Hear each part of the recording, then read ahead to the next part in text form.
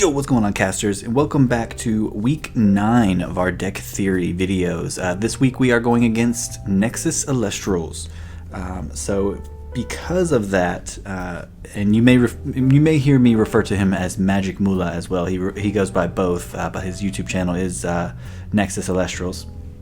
But I'll be honest, this is another week, probably my final week in the tournament, simply because I don't think my score warrants that I move on into the finals of the ECL.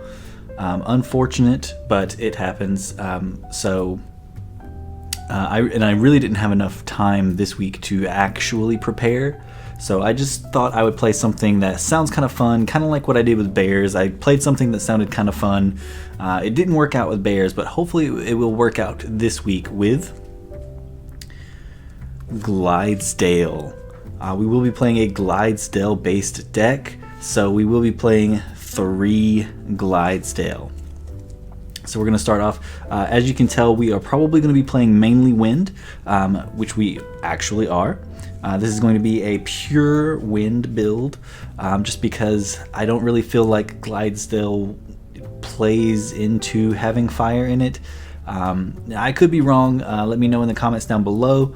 It just doesn't feel right to me, and I may not be understanding, the ECL, 2 spirits typing or something like that. So maybe there is a way to mix in wind and fire much better than what I've done in the past. But anyway, to me, Glidesdale feels like an all-wind build, so that's what I'm going to do. Glidesdale is a 2-drop with 7 attack, 5 defense. It says you can expend 1 wind in order to give this Glidesdale plus 5 attack. So that's 12 attack that you'll be getting with this Glidesdale if you expend a wind until the end phase. And as long as this Glidesdale is empowered by Aeromare, it can attack twice each battle phase. So it's effectively, if it's ascended from if it's ascended from Aeromare, it is essentially Wind's version of Trifernal, or Blazerous. So very, very good there. It's essentially a Blazerous that can boost its own attack even, with a 5 booty, which is nothing to laugh at. So I think Glidesdale is a perfectly fair card to try to build a deck around. Then we do have 1 Chrysor as well. 1 Chrysor just so that we have a little bit of sustainability if we need to. If we see it, then we can go ahead and attack directly, and also get some of those wind spirits back from our underworld into our spirit deck. So then we're going to go into our 1-drops, which is going to be 3 Sorlet. Sorlet is hands down one of the best wind cards with 5 attack, and it can change the position of an Elestral, so very, very good there. Then we're going to have, of course, our 3 Aeromare as well. 5 defense, 4 attack, the best 1-drop stats in set 1, I believe, if I remember correctly. The best 1-drop stats in the game for set 1. So Aeromare is nothing to laugh at either. You can just drop it in defense to play defensively, or you can get a little bit more aggressive with that 4 attack as well. And if you ascend this with your Glidesdale, then of course you have that ability to be attacking twice with that as well.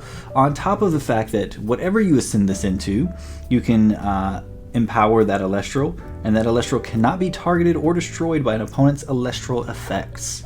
So very, very good there. And I believe technically that Aeromare would in fact save an Elestral from Veritaqua. Veritaqua being an Elestral, a water Elestral, which our opponent has wind and water. It's a water Elestral that suppresses the Elestral it's attacking and destroys it. But if it is equipped with Aeromare, the Veritaqua is not negating or suppressing Aeromare's effects, so therefore I believe it would still be safe from Veritaqua in that case. So very, very good there. I think that could play really big, especially if our opponent tries to go Veritaqua Tsunami. I think that could be very, very huge for us. And speaking of Tsunami, we need our counters to Tsunamis, to Gorgon's Gazes, to anything like that. So we're going to be running 3 P-Gust. 3 P-Gust because it's a fairly decent defense, and it has that ability of when it gets a Wind Spirit, you can pop a back row in your opponent's field, which is huge, absolutely huge in this game. So to sort of complement that, we're also going to be running 2 Exaltair. Exaltair, one of my favorite win cards. I'm opting out for 2 instead of 3 because I feel like P-Gust's ability in this build is more important than burning our opponent. We're not going to focus on burning our opponent this week. We're going to focus on destroying their back row and getting really strong, really aggressive cards out on the field so that our opponent hopefully can't come back. So that's going to be our Elestral lineup. And then once we get into the runes here, you'll kind of see more of what this build actually is. Alright, so starting off, we're going to be having 3 Aeolus. 3 Aeolus because Aeolus is essentially our draw power. Yes, we do have draw power because this is me that we're looking at here, and I always have draw power if I can, so I love draw power. But Aeolus is going to be our numero uno best choice for draw power, because he's going to let us go into our deck and choose whichever 1-drop we need at the moment, whichever 1-drop we think is going to help us, whichever 1-drop we think is going to start our plays best. Aeolus is going to help us out with that. So, as well as being a very strong Nexus bank as well. Speaking of Nexus, we're going to be using our Island of Aeolia as Nexus as well, I'm sure. Aeolus and Island of Aeolia are going to be very strong against our opponent, even if they opt to go into the wind play as well. We can just use ours to pop theirs, and then we can still use ours to Nexus as well. Then speaking of Nexus, we do run 3 Circle the Sky because, as I said, I love draw power, and even if we don't get Aeolus, we could get the Island of Aeolia, Circle the Sky, and then end up possibly getting Aeolus or whatever we need from that as well, on top of getting the Nexus that we could do to either ascend into a stronger Elestral or get that P-Gust pop that we really, really want. So then we're going to be running 3 Ambrosia because Ambrosia is just one of the best cards in the game.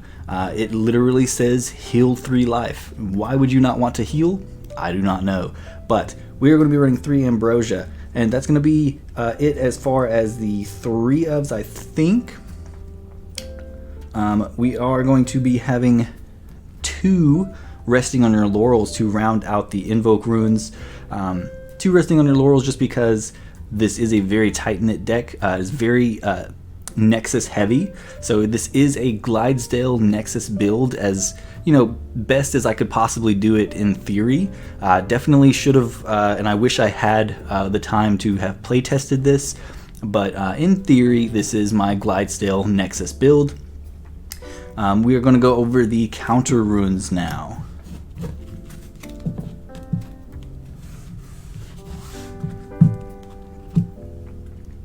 So because it's a Nexus build, of course we're going to be running at least a couple Alter the Stars. This is our version of Tsunami.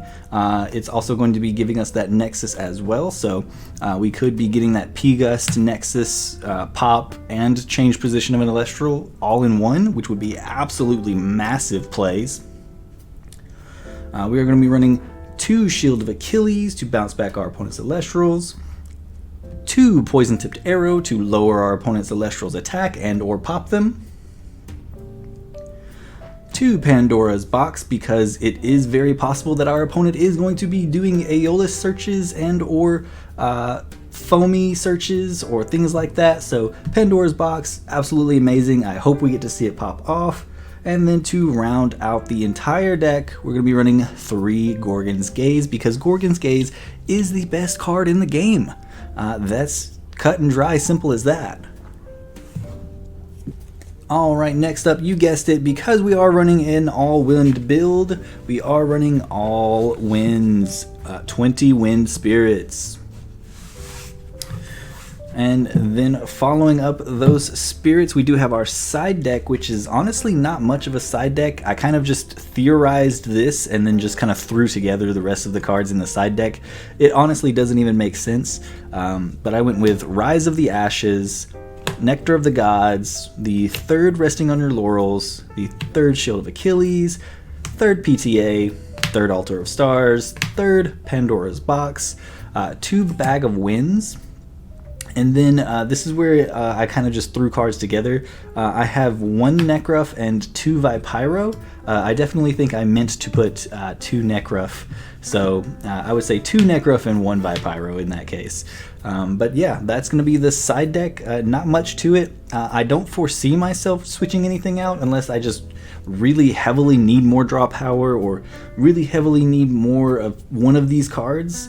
I don't really see me switching too much out here, but with that being said, that is the deck. Alright, so I hope you guys really enjoyed this deck profile. I definitely plan to kind of play a little bit with my opponent, just because I do know that our opponent this week does in fact love Glidesdale, despite some of the actions that they may or may not have done on their channel with the Glidesdale cards. I know that they really do love Glidesdale and have a special sentimental attachment to Glidesdale, so I think this will be a really fun deck to play against our opponent. We may even see the mirror match, just because I know how much our opponent does like Glidesdale. They may actually bring a Glidesdale deck themselves, so we could have a really cool mirror match to end off this week 9. So thank you guys so much for watching. Leave your comments down below what you would change, what deck you would have brought, all that kind of jazz. And yeah, thank you guys so much, and I'll see you guys in the next one. Peace.